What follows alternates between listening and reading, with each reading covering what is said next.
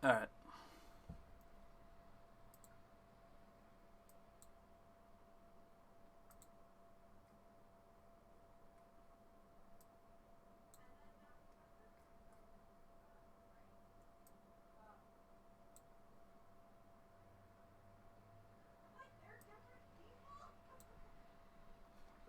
All right. I think I can start now. Let's do this, and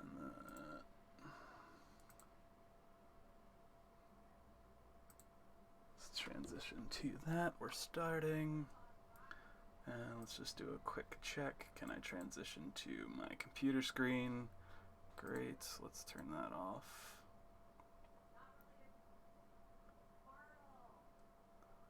This, we got my desktop. Got some Animal Crossing screenshots. And I'm going to create a new Onshape document. Flower pot examples.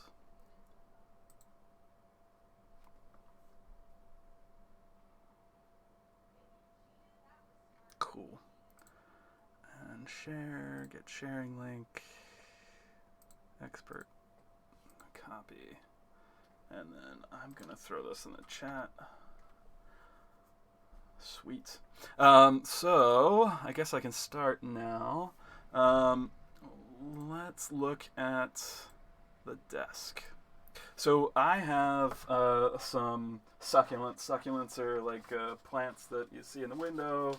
They're all over the place online, kind of in like windowsills and just all over people's houses. I have a few of them with my partner. At a like vegetarian, vegan Chinese restaurant, we ended up getting a gift of a little succulent propagation, and it was like about this big. And I believe, if I'm not mistaken, it's called Mother of Thousands. And we got a wee little propagation, so like a wee little plant start that looked about this big. And over the course of the last, I want to say, like year or so, it has grown into a full plant.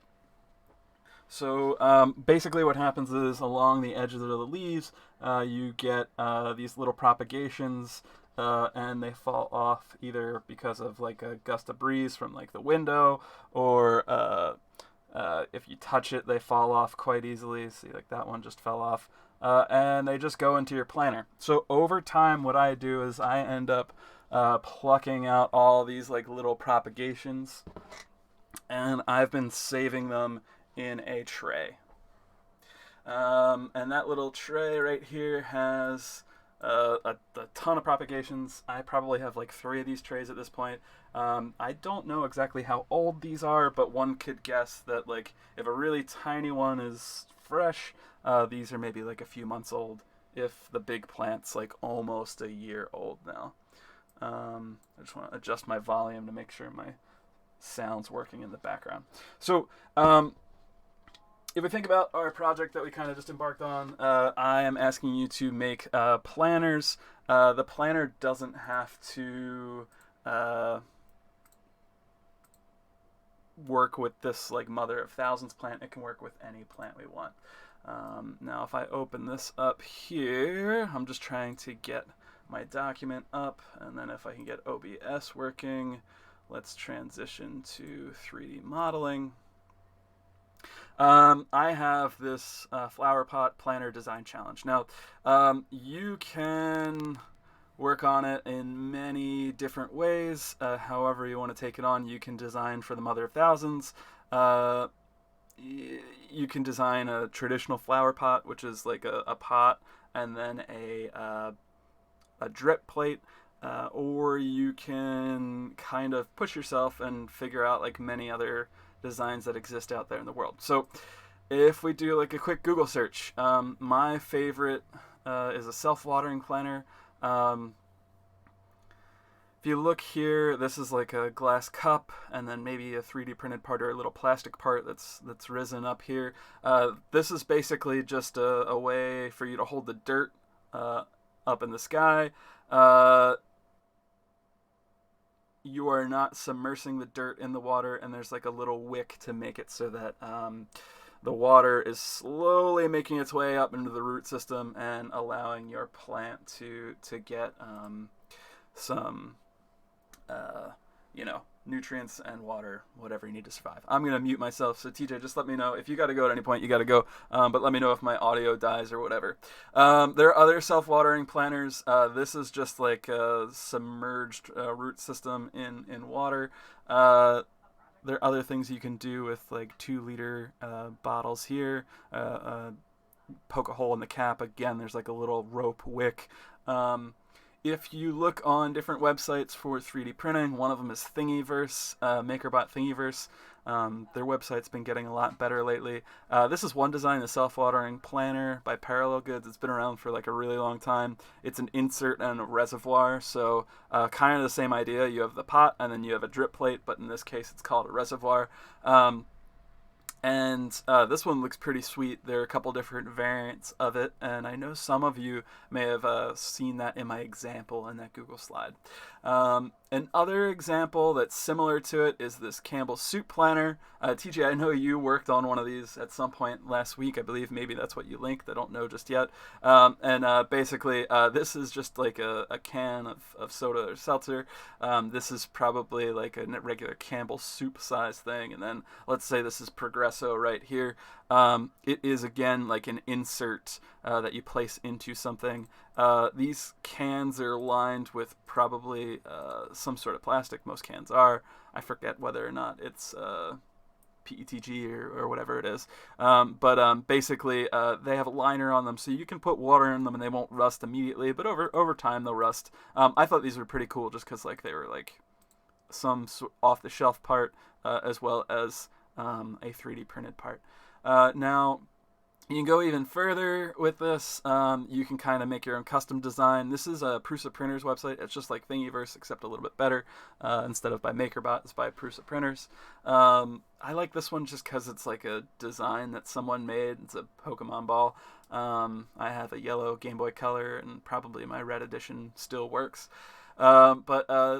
Multiple parts, different colors. You can do a lot with it. You can kind of see Cure hanging out in the background there. What I was thinking about doing with y'all right now, just in terms of simplicity and trying to get things going, we were going to model like a basic planter, flower pot, and then we're going to go from basic flower pot shape, probably something like this terracotta pot, to maybe trying to quickly model at least this shape. I don't know if I'm going to model the reservoir yet. We'll see how long it takes me to get this. I don't know. I guess I'll try to do that. But I'm not going to spend too much time on this. The biggest thing that we would be worrying about is trying to get this to fit in there. And that's why there's that little lip right there. If you see that. This is definitely smaller than the inside diameter of the shape, and the lip's actually holding it in there. So let's do this. Let's find a cool model. I actually have a bunch of these in gray. That's kind of what I have the mother of thousands in right here. But I think, that's kind of cool. Stackable. I kind of like that. We could try to aim for something like this. Maybe not the clover shape. But something that stacks would be pretty sweet. We'll just go with this. All right, so if we go into Onshape, there are definitely like two ways we can do this. So I'm going to delete my assembly if it lets me delete it. And I'm actually going to make 2-part studios. And we're just going to call this Flower Pot 2. And we're going to call this Flower Pot 1. Now, I'm doing it twice just because I think looking at this, I can model it in 2 very distinct ways. The first way is I can just draw it using these circles as kind of guides. I can do a loft, so I could do a circle here, hopefully, and then extrude it, and then I get this shape for the lip up here, and then there's going to be a smaller circle on the bottom of that cylinder and then a smaller circle down here to get that like gradual taper. So I can do it with an extrude and a loft probably.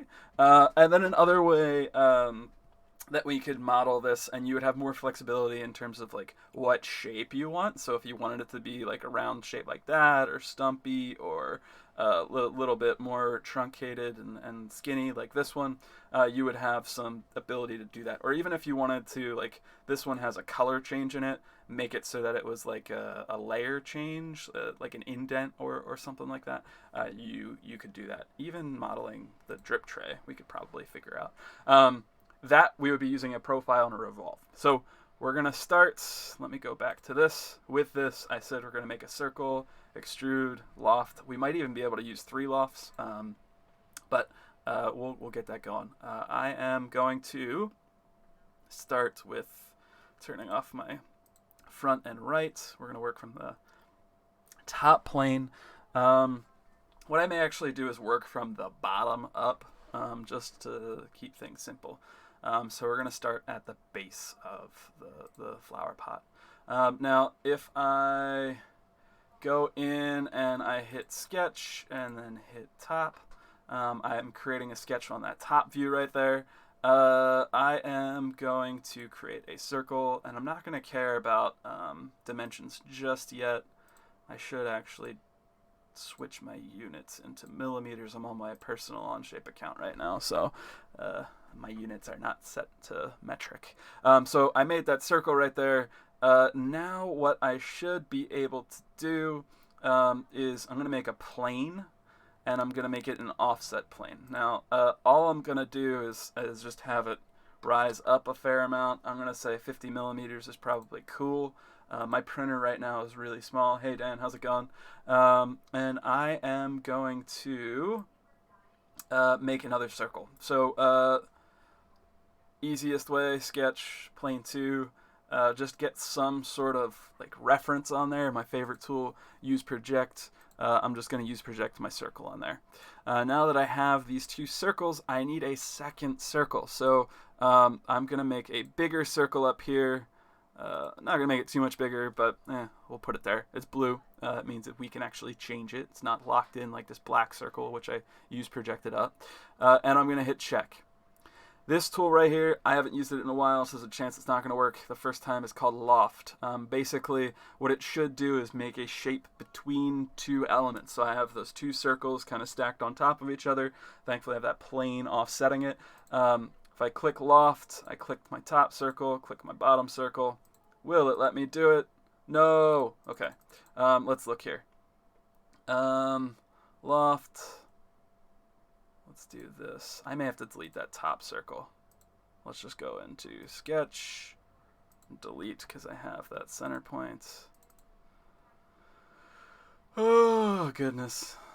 Too early in the morning. I think I have to make a line between the 2. There we go. All right, cool. So I just had to delete that use projected circle. So 2 circles, loft tool, you get a shape. Boom. I could be done right here if I wanted to be done. But I want to be a little bit extra. I want to make this like little lip on the top to make it look like a terracotta pot. So what I can do, I'm going to turn off plane 1 just because we don't really need it. And I don't even really need the origin, just to clean up the workspace. What I can do now, I can start a new sketch. We're going to make it on the top of this kind of like truncated cone shape, whatever you want to call it. And I am going to find that center point. I'm not going to go too much bigger. And I could do this in 2 ways. I believe I could do it in 2 ways. I can just do a regular old extrude. So I can close this, and I can do an extrude. And I can extrude this, and I can be done after I put in some amount of millimeters.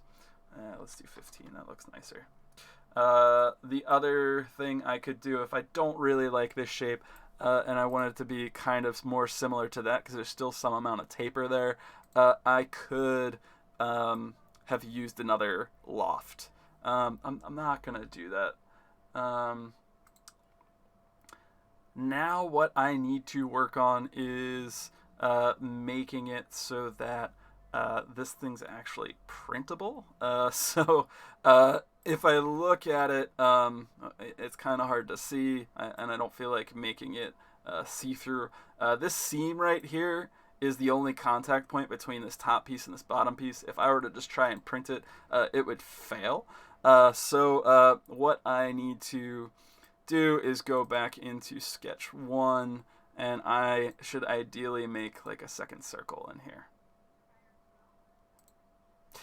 So if I tap that and I go back to my extrude here, I can now click not on that shape but on this shape, and now they're actually connected. Yeah, there'll be like a little bit of an overhang here for when I go to print, but that doesn't matter all that much. And I gotta actually make this hollow. So easiest way to make this hollow is the shell tool. If I click on this top shape right here, it'll help me start shelling it, but it looks like I'm having a little bit of an issue there. So let's see if I can get it to work again. There we go. And it's actually like kind of sort of working, but there's a weird little lip in there. I don't really like that all that much. So we're gonna backtrack a second. Dan saying make it some sort of monster for the plant itself, please. Maybe. I can do something. I just need to make a regular old planner for everybody first, just so they understand how to do this. So if we kind of backtrack on this now that I've actually done it, the real easy way to look at this is to backtrack. We got our loft, we got our sketch.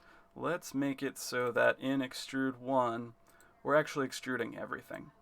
Okay, so we have a solid bottom, solid top, and I'm gonna use a Boolean union. I'm gonna union them together. Boom, done, they're together. Now I'm gonna use a shell from the top. We'll see if it lets me actually get some sort of wall thickness. There's a chance it's gonna like scream at me. What is it not like?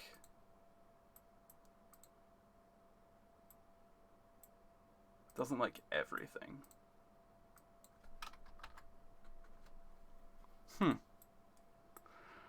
If I put a fillet here, will it let me do it? Because that edge obviously is not doing it for this shell.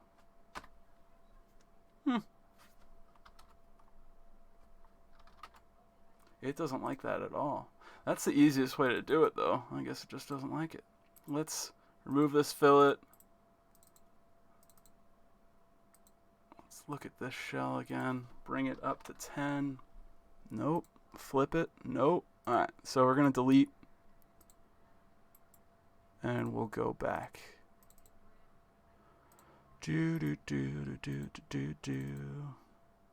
Oh, because did I already shell this? I got to delete this shell. Delete. Boolean, Boolean, Boolean. Are they one part now? Now I should be able to shell. Can I shell it? Yeah, there we go. All right, cool. I just already had a shell in there that I forgot to delete. Moving too quick. So I can play around with this a bit. I pretty much have a flower pot. Hopefully it's like quasi-stackable. The biggest thing that I need to concern myself with right now is actually making a hole right here for drainage. Before I do that, let's just backtrack and think about what went into making this. So I had a sketch on the top plane. It was a circle. I made a plane that was offset from that top plane. I made a sketch on that second plane that was a little bit bigger than the first sketch. So if we look at it from the top view, a little bit bigger. And then I lofted those two together. So I made it like this truncated cone shape. After I made that truncated cone shape, I sketched kind of another donut ring on there and made the beginnings of our top of our flower pot. Let me just take a sip. And then I extruded that. Once I extruded that, and I actually extruded everything, you don't have to make the donut shape as a solid shape. Then I booleaned everything together. So I just added that truncated cone and that cylinder shape together. And once those two things were together, then I shelled it. And that just allowed me to make a hollow inner shape. So it is a void that I can put dirt in and I can water. So that's our brief overview where we got everything together to get to where we are now. If I want to make a hole, I could start a sketch here. I could start a sketch on the top plane, whichever. It really doesn't matter. It might actually be cleaner if I go back to my sketch 1 and make a small sketch here. Hopefully I don't break everything doing this. Yes, of course. I will break everything doing this. If I go here, let's just try. Oh, come on. Onshape, you're killing me. It really doesn't like complex shapes. Alright, undo. New sketch, this surface. I should click my origin back on and use project it, so I actually have that origin on this sketch now as a reference point. And then I can just make a circle. I'm going to make it not terribly big because I don't want dirt to come pouring out of this. I think about like 5 millimeters is probably sufficient. Anything bigger than 5 is a little bit overkill, and one of them is fine for right now. So got this here. Again, I haven't really been caring about any dimensions so far. Close my sketch. Shift E. I'm going to extrude, and I'm going to do an extrude remove. Boom, boom, done. So I got some drainage, and then I'm cool to do what I need to do next, which is going to be making some sort of drip tray. Now, drip tray, it really doesn't matter. It's just a tray. It has a lip on it so that we don't get water all over our table and get like a nice water stain on our windowsill or our desk, whatever we're putting this flower pot on. If I go and make an additional sketch, I'm going to work off my top plane. I should turn back that origin on. I'm going to make a circle. I'll make it like this big. And I'm going to make another circle. We'll make it that big. The easiest way to make a drip tray, in my opinion, make an extrude. Make sure it's a new extrusion. And we're going to flip it. We're going to flip that. I am going to make sure it's a new extrusion still. Let's try to make it an add. And let's make this like 2 millimeters. I don't want to make things too thick because then I'm wasting material. It does not make sense to waste material. Now that I have this, technically I probably could put in a second end position for one piece here. I'm not going to do that. I'm just going to close my extrude, turn my sketch immediately back on, and extrude again this little lip right here. And let's make it like 5 millimeters because maybe I'll put too much water in and I'll get some water all up in there. So with that, I got my two parts. Let's turn sketch 5 off. I have a drip tray and I have a flower pot. Now, only thing that I haven't thought about in all of this is actually leaving some clearance between the drip tray and the flower pot. I might want to put little feet, or if you look at this design, there's like a little notch cut out right here, so I could technically do like an extrude remove on the side just so that water gets nice flow out of this hole and then into the drip tray. It's not still pooling and creating some suction there. And just kind of going rancid in there. We don't want that. I'm not going to do that right now. I feel like that you can figure out, or if you do not think about it at all, that's kind of okay for right now. Other things we could do to this, I could do some chamfers, I could do some fillets, I could make this look prettier, or as Dan was asking, make it look like some sort of monster.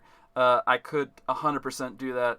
I feel like it would be way cool actually for me to make the like Mario pipe, and then I could have the planter coming out of a Mario pipe. I could actually do this for my next model.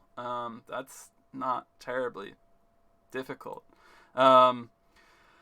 So, with that, we want to think about our next model. I told you the first way to do it is just a series of sketches and extrudes, or loft in this case. You don't have to make this design, you can make something square. If I look at my second modeling part studio right here, I can turn off my front and my right for right now. Actually, because I'm doing it in a different method, I probably want my front on again. So, let's see. I could model this again. I think that's kind of boring. You kind of get the point. Let's just consider the Mario pipe for, or Mario, however you want to pronounce it, pipe for a moment. We have, yeah, I don't need that. We have kind of a simple shape. If we cut it down the middle, it looks like an upside down L.